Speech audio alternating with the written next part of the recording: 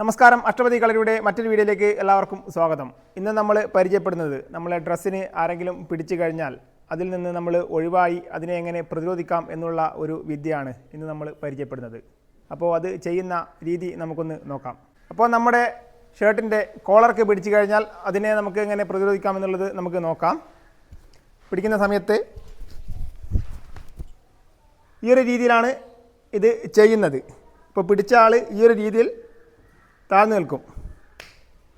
ഇപ്പോൾ ചെയ്യുന്ന രീതി നമുക്കൊന്നുകൂടി നോക്കാം. പിടിക്കുന്ന സമയത്ത് ഈ ഒരു രീതിയിലാണ് നമ്മളിത് ചെയ്യുന്നത്.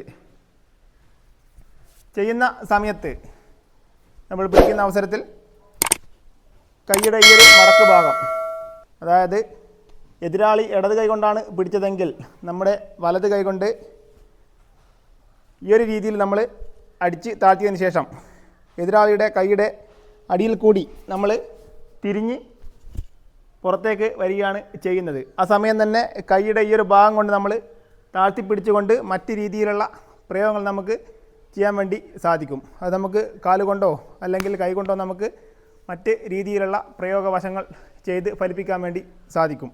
അപ്പോൾ ചെയ്യുന്ന രീതി നമുക്ക് ഒന്നുകൂടി നോക്കാം.